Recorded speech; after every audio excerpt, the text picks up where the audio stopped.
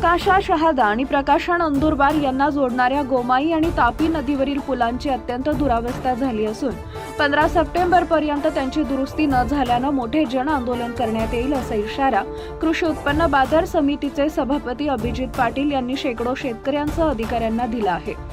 नंदुरबार जिल्ह्याच्या अपर जिल्हाधिकारी अंजली शर्मा, महाराष्ट्र रस्ते विकास महामंडळच्या कार्यकारी अभियंता रंजना दळवी यांच्यासह अनेक वरिष्ठ अधिकारी या पुलांची पाहणी करण्यासाठी आले असता शेतकऱ्यांनी त्यांना गोमाई नदी पुलावर चांगलेच धारेवर धरले।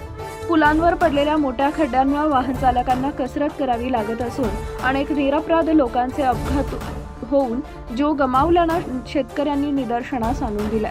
नवीन पूल बांधले जातील तेव्हा होतील, मात्र सध्या या पुलांची तातडीनं दुरुस्ती होणं आवश्यक आहे। जर येत्या 15 दिवसात म्हणजेच 15 सप्टेंबरपर्यंत डांबरखेडा येथील गोमाई नदी पुलाची आणि तापी नदी पुलाची दुरुस्ती झाली नाही तर जन आंदोलनाशिवाय दुसरा पर्याय नाही असा स्पष्ट इशारा अभिजित पाटील यांनी अधिकाऱ्यांना दिला।